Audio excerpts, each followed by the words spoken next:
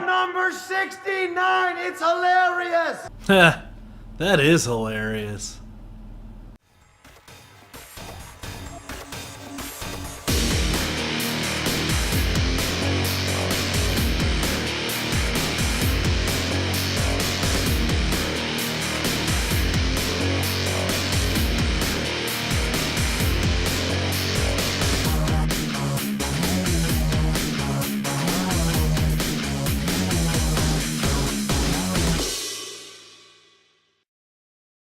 Hey everybody, Sexy Matt the Pharaoh Wizard here. Now, the underground cult comedy hockey movie Goon has a sequel, Goon, Last of the Enforcers. Let's talk about it because I love Goon. If you're unaware, Goon, like I said, is a underground cult comedy classic and is a hidden gem on Netflix. It's not a Netflix only, but that's where most people seem to find it. And that's where I found it. Just flipping around Netflix one day, saw a hockey movie called Goon, thought I'd check it out, and I freaking loved it. So since this is the sequel to Goon that we're talking about, let me give you a quick overview of the original Goon, because most of you may not know what it's about. So Goon stars Seann William Scott, or you might know him as Stifler. It's all like Donkey Kong beard. And it's loosely based on the life of Doug the Hammer Smith, who is a thug in hockey. Basically someone who's not very good at actual hockey, but is good at beating the crap out of people.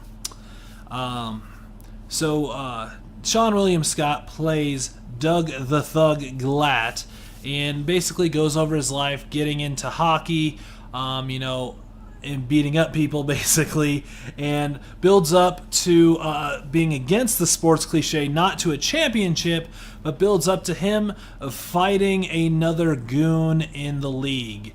And just the movie has a ton of heart, and built in and buried in this sports comedy is this beautiful, poignant love story that really adds a lot, and it's just a very heartfelt, great movie with some great acting, surprisingly, from Seann William Scott, who really makes you feel for Doug, and you really like Doug by the end of this.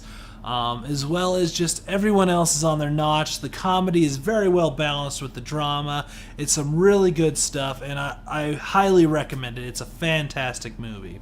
So when I was told that they're making a sequel that's based to a movie that's based on real life events, I was like, that you don't see that every day.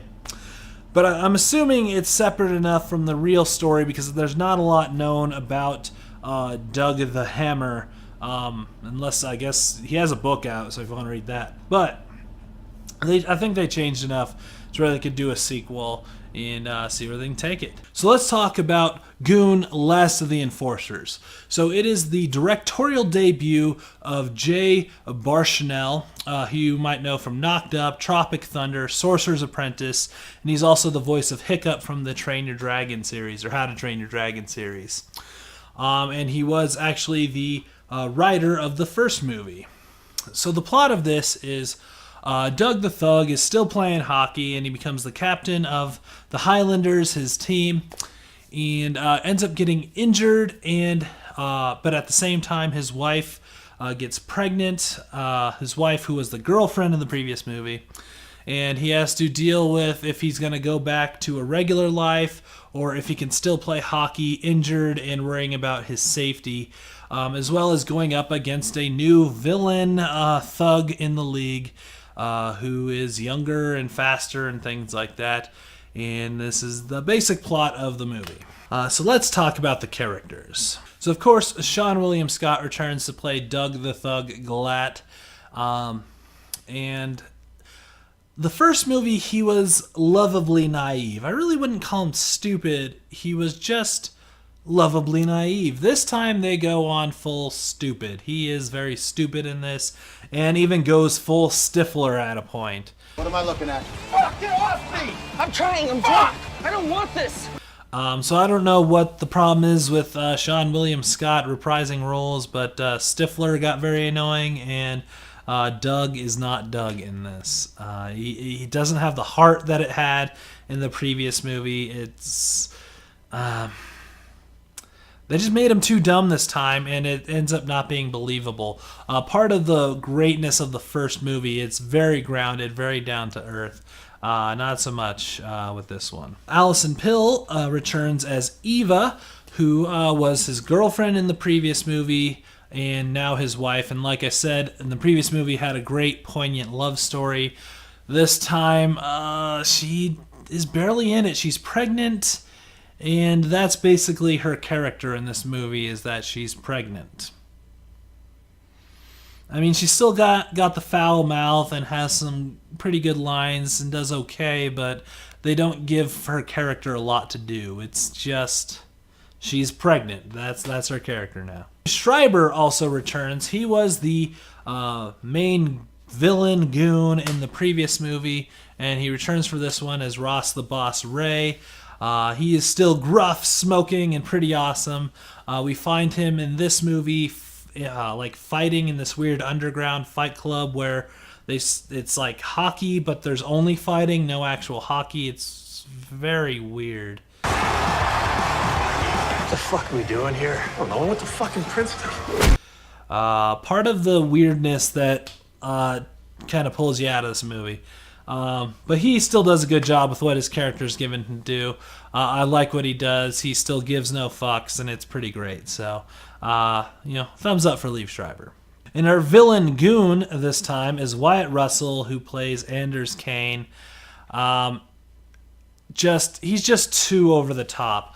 Liev Schreiber in the previous movie, was a worn down, over the hill hockey player who was a goon his whole career, and he's kind of passing the torch to the new goon of Doug the Thug.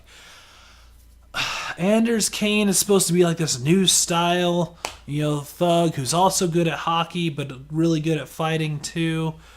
That's not how hockey's really done anymore. There's really not thugs, which I thought this movie was going to go into that route, but they didn't. He's just another thug, and yeah. He was just too over the top. I mean, there's like one scene where he's like banging his stick against his helmet, like looking all crazy, and it's like, what the and they like did his makeup so he like looked crazier as the movie progressed. It was really off-putting and weird. I didn't like him. So yeah, I had some problems with it, but what does Goon Last of the Enforcers do well? Well, without getting into too many spoilers, the way it ended was really fantastic, and it made me think that there was a first draft of this script that had a much different story going to it, which I'll get to more in the spoilers. So if you want to check that out, make sure you watch the spoilers. But without going into spoilers, I liked how it ended and what it did there, so that was very good. The hockey was done very well once again. The writer, Jay Barshnell, Bathnell, whatever. Jay, the director and writer who wrote the first movie, really loves hockey, and you can tell the hockey is done very well, and it looks great. And quick note, though, if you are a fan of fighting in hockey, minor league hockey is where to go. You should check it out. Check out your local minor league hockey team. The fights in minor league, way better. Anyways, but the hockey is done very well, and I like that a lot. And they got another thing I liked is they got all the returning cast to come back. All his team is back, and they all do a fantastic job reprising their roles, feeling like those characters once again, and I like that a lot. I like they got everyone they could back. I mean, they got pretty much the entire cast of the first movie back. So that is very awesome, and I enjoyed what they did there. No movie is perfect, and Goon Last of the Enforcers is far from it. What didn't work? So I am a big proponent of comedies should not have sequels. So the previous movie, although had some awesome dramatic moments and a great love story, was in the end, I would consider it a comedy. And yeah, comedy sequels are all terrible. Hangover 2 is the epitome of why. It's just the same movie over again. A good comedy sequel cannot be done. Maybe let me know in the comments if you can think of a sequel to a comedy that is good, but far as I know, they're all terrible, and this one falls from that. The only way to really do a good comedy sequel is to just take the same actors and do a different movie. Like, they did with Black Sheep and Tommy Boy. They took, both those actors, put them in a new role together, so it wasn't really a sequel. They were new characters. Same with what Monty Python did, as they were a troupe of the same actors doing different movies. And yeah, Monty Python, far as I know, has never done a sequel to one of their movies, and that's why, because comedy sequels don't work.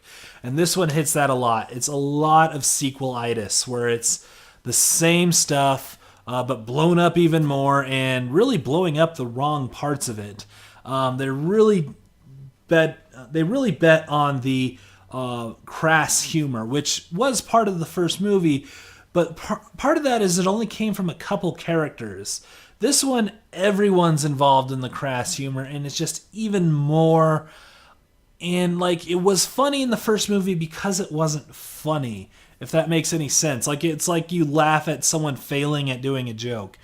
It's kind of how it worked in the first movie. In this one, it's just they doubled down on the crass humor, and it did not work. The mayonnaise is semen. What? Enjoy the cannoli. I just did not really care for, the amount of humor. They lost the balance of heart and humor, and it's just piled on with too much crass humor, and it just lost the heart. It does not have the heart of the first movie. You fell in love with these characters. You loved Doug because he was so earnest and, lovably naive. You loved Eva because you could feel what she was going through with, her whole story within the first movie. Not going to spoil it too much. But what she went through in the first movie, you can really feel it. You can feel Liev Schreiber's character, Ross the boss, in that his career's winding down, but he doesn't want to give it up. It's kind of the I can't retire until somebody beats me, but I can't just let them beat me kind of thing. And it all felt really good, but this one just had a complete loss of heart. And it just really started feeling like a generic comedy at that point.